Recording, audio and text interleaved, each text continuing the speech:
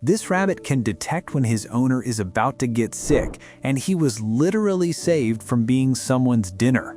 Meet Hoppy. He was purchased from a commercial meat rabbit farm that was shutting down. And what happened next? A transformation so dramatic the veterinarians called it remarkable. But here's what nobody expected. This rescue rabbit now acts like a medical alert dog, warning his owner before illness strikes. I'm going to show you how an animal bred for meat became a life-saving companion. And trust me, the physical changes alone will blow your mind.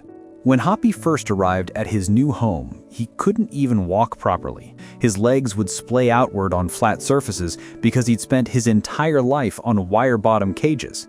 He had zero hopping ability, the most basic rabbit behavior, because wire flooring doesn't allow for it. He was missing patches of fur, scabs covered his body, and he was oversized from being fed exclusively alfalfa hay, a diet designed to fatten rabbits for slaughter as quickly as possible. These cages, they're standard in commercial meat operations. Rabbits live outdoors year-round, exposed to everything from scorching summer heat to below freezing winters. The wire flooring causes a painful condition called sore hocks, basically constant pressure wounds on their feet. Hoppy had never been petted, never played, never experienced physical affection of any kind.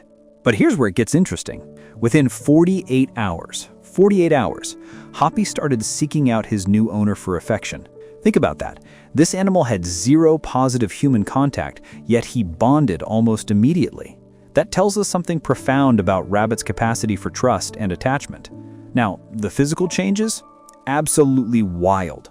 Hoppy's fur changed from brown to gray. He developed a dense, plush coat that veterinarians described as resembling a stuffed animal more than a live rabbit. His body healed. The scabs disappeared. His size continued to increase, but this time from proper nutrition, not force feeding. The vets who documented this transformation used one word: remarkable. But why did his color change?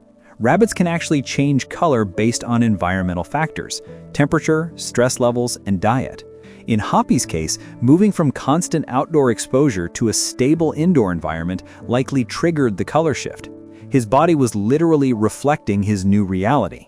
Now, you might be thinking, okay, physical recovery makes sense. Better food, no more wire cages, medical care, but the behavioral changes?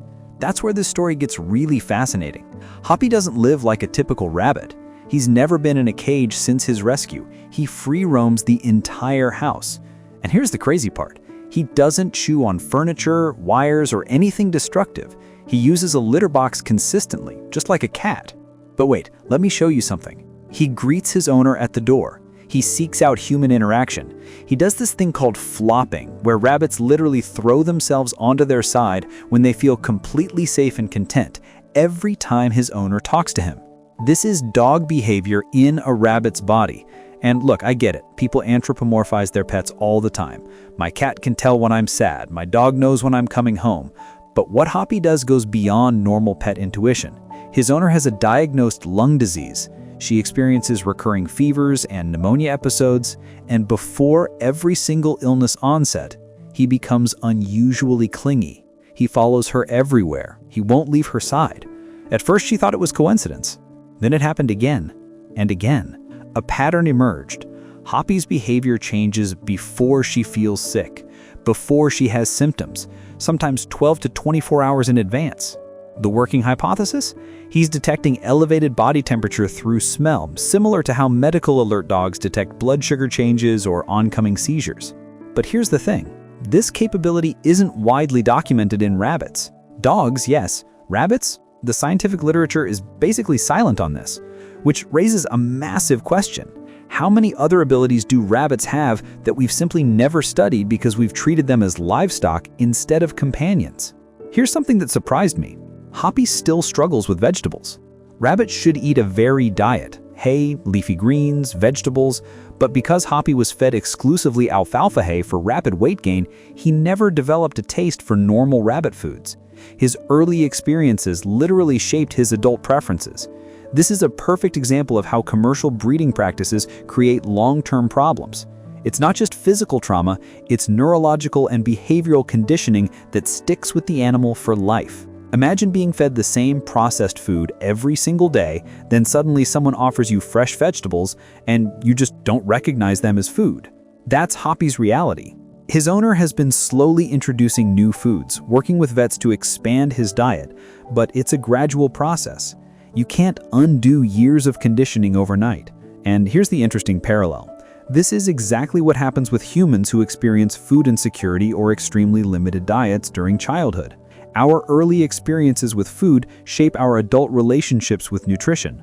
Rabbits aren't different. Now, rabbits are naturally social animals. In the wild, they live in groups called colonies. So you might wonder, why does Hoppy live alone?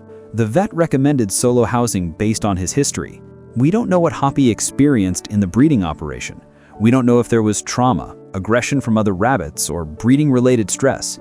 What we do know is that he shows anxiety when confined to cages and seems content with human companionship instead of rabbit companionship. This gets at a bigger ethical question. When we rescue animals from commercial operations, we're not just dealing with physical injuries, we're dealing with psychological trauma we can't fully measure or understand. Hoppy might have been happier in a bonded pair under normal circumstances, but these weren't normal circumstances. His brain developed in an environment of deprivation and stress. His social needs got rewired. The decision to keep him solo wasn't about what's natural.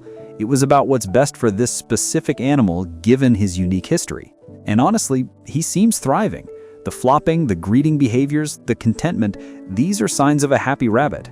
Sometimes the textbook answer isn't the right answer for the individual. If this story changed how you see rabbits or any animal you've considered just livestock, share it. The more people understand that these animals have emotional depth, intelligence, and the capacity to bond with humans, the harder it becomes to justify systems that treat them as disposable. And if you have a rabbit or are thinking about getting one, do your research. They're not starter pets. They're complex animals who can live 10 years plus, who need veterinary care, proper diet, and enrichment.